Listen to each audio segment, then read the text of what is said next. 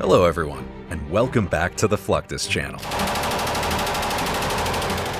Live fire drills are among the most important parts of military training. This is because it provides personnel with an experience very similar to what they might encounter on real combat missions.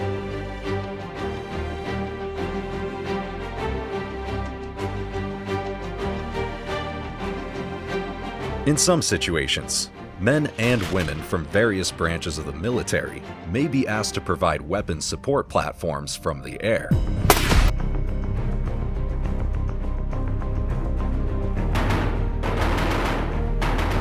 Training for such occasions typically uses helicopters, with snipers, machine gunners, and other personnel firing their weapons while flying over the middle of the ocean.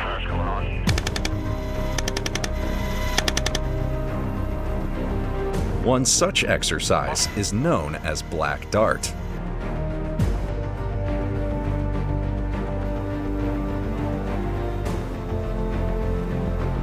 This is an annual Department of Defense demonstration where military personnel demonstrates tactics to protect against unmanned aircraft systems, also known as drones.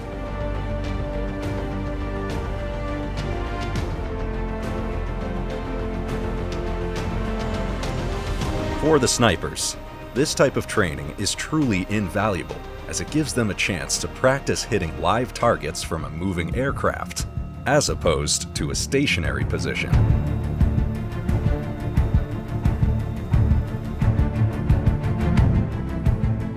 Snipers are widely regarded as the most highly trained marksmen in the United States military.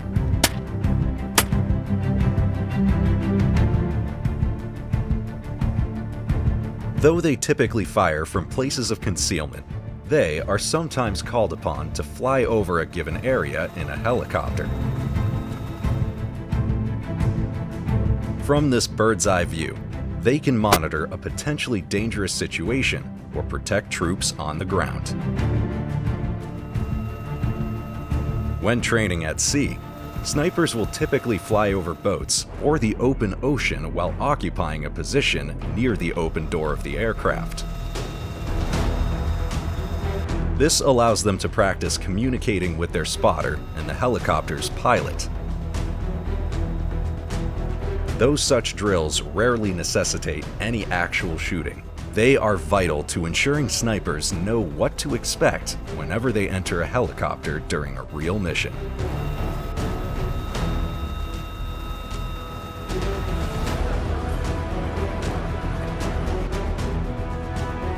Whenever training exercises do call for the use of live ammunition, it is often beneficial to be out on the ocean as opposed to on land.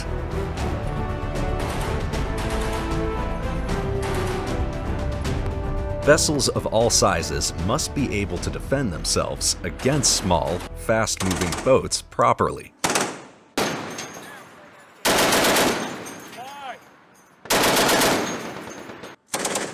Doing so often requires using small arms like machine guns fired directly from the deck.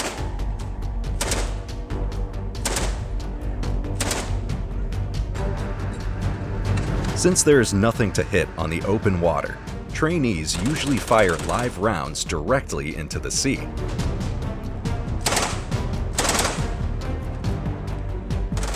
In many cases, this is more about getting used to using the weapon properly than actually working on hitting targets.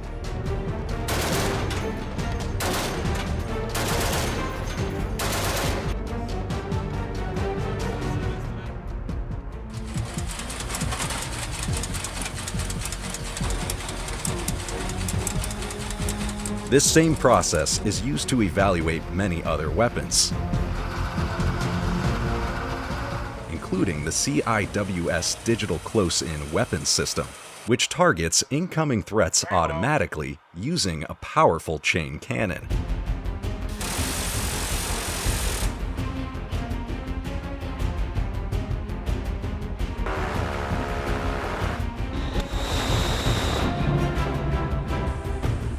Larger crew-served machine guns often necessitate several people to operate.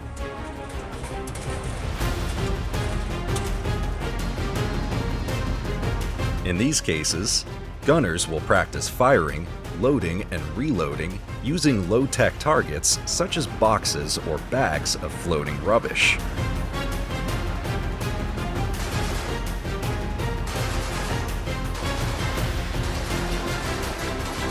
In other cases, full-sized remote-controlled boats will be used to provide gunners with an even more realistic moving target experience.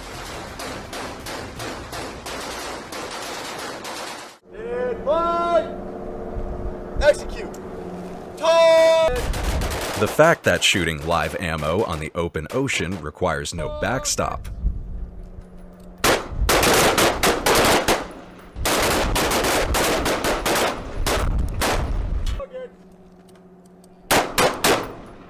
allows Marines and other ground combat troops to train with small arms easily.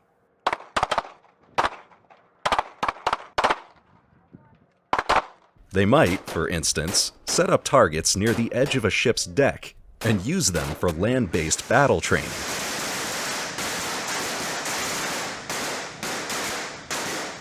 Since all military personnel must be asked to participate in small arms combat, these live fire drills are typically expanded to all crew members, not just infantry personnel. The vast open space aboard military ship decks also allows for other exercises, such as fast rope training. In the cases of aircraft carriers and amphibious assault ships, they can merely park the rear of the stationary transport helicopter over the side and rappel down onto the deck elevator or other platform.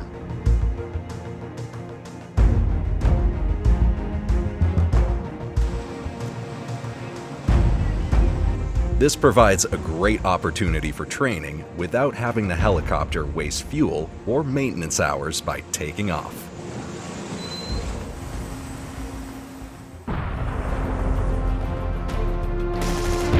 The use of helicopters as combat platforms really evolved during the Vietnam War.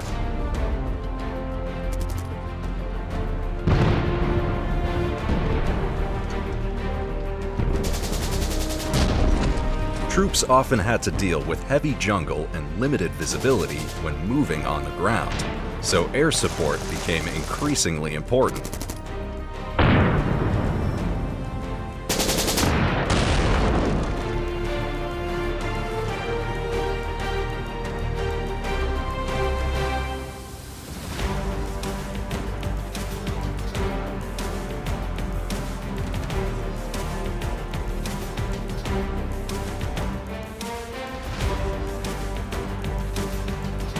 This tradition continues to this day, often using the same type of light and medium helicopters used in the 60s and 70s. Most aircraft, such as the UH-1Y Venom, feature side doors that can be opened during mid-flight.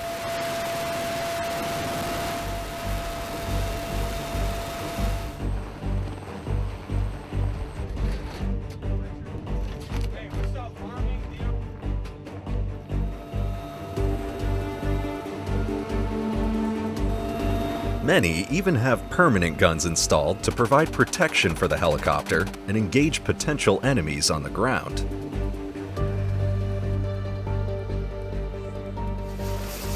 The standard weapons include Gatling guns and heavy machine guns, which can rain down a hail of bullets on enemy positions, causing extensive damage to equipment, structures, and even armored vehicles.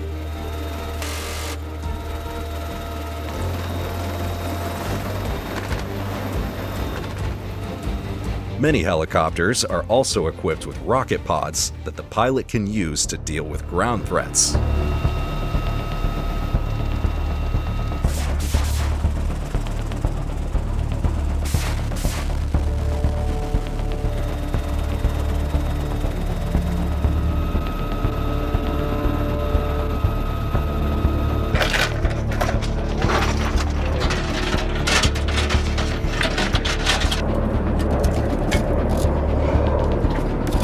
As with any other type of weapon, It's important for helicopter gunners to get used to firing their weapons from a moving platform. Short. There we go. That's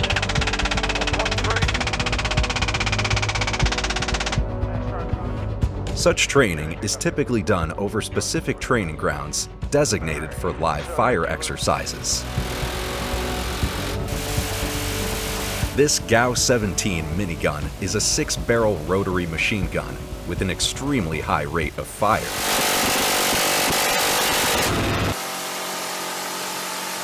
In fact, it can shoot between 2,000 and 6,000 rounds of 7.62 millimeter ammo per minute.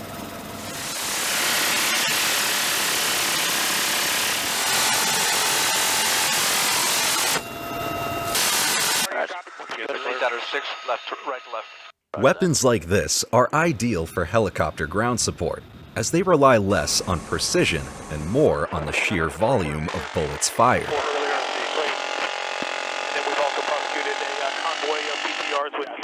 The rotary mechanism is controlled via electric power. Despite its rapid firing speed, the GAU-17 also boasts a range of around 3,200 feet.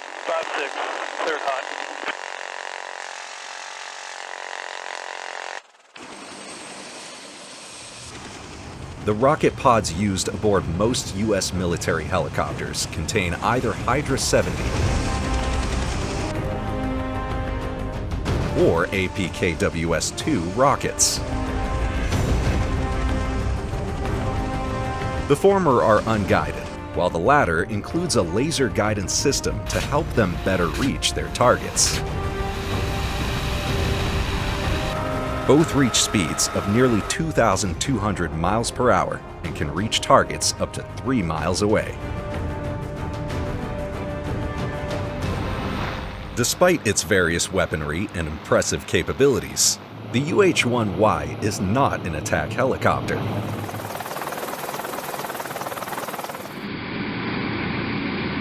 The AH-64 Apache, however, is. First introduced in the mid-1970s, this twin turboshaft aircraft has flown countless missions all around the world. At nearly 50 feet long and boasting a top speed of up to 200 miles per hour, the Apache is capable of engaging targets on the ground and in the air within a 300-mile radius.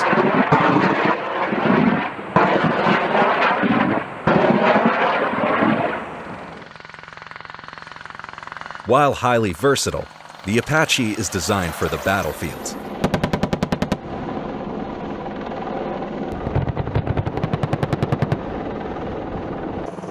It features an M230 chain gun underneath its fuselage.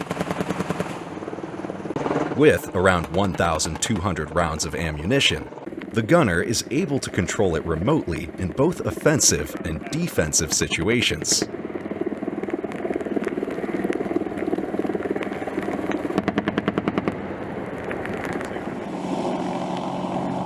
Other weapons include rocket pods and multiple hardpoints for air-to-ground or air-to-air missiles.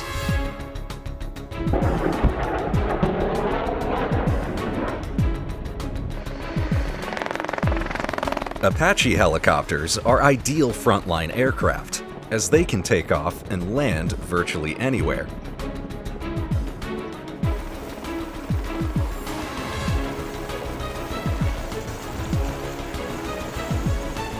But carry similar arms and munitions to many of the military's fighter jets.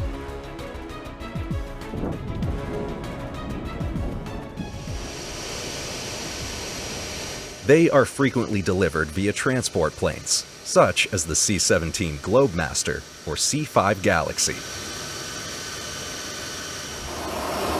In such a case, the Apache's rotor blades can be either detached or moved so that they are in line with the fuselage. Offloading an Apache from a transport plane can be a difficult process.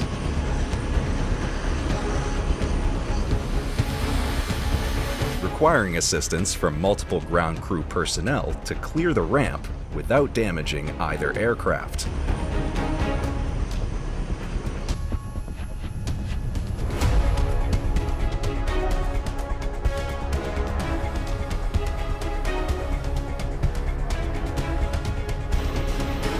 Preparing an Apache for transport to its new location is just as involved. First, the pilot and gunner must arrive at the given location and then exit the aircraft. A ground maintenance crew then comes in to fold the rotors and remove any external weaponry that could pose a risk during transport. The Apache does not have a drivetrain supplying power to the wheels. Therefore, they can only be moved by vehicles and ground crews, literally pushing and pulling the 11,000-pound helicopter from place to place. When encountering a cargo ramp, this process becomes infinitely more challenging.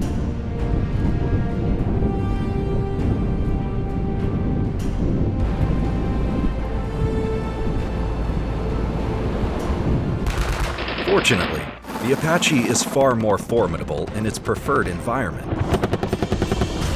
Indeed, the US military frequently employs these helicopters for live fire training exercises. Some of these even involve ranges that have been prepared with armored vehicles and structures. In some cases, they may even coordinate with ground troop live fire exercises, creating an incredibly realistic mock battle scenario. Be it at sea, on land, or in the air, the only way to properly prepare military personnel for real combat is to simulate combat as closely as possible, while ensuring the safety of all the individuals involved. That's the end of this video. I hope you enjoyed it. Make sure to subscribe to this channel so you don't miss any of our new content. See you next time.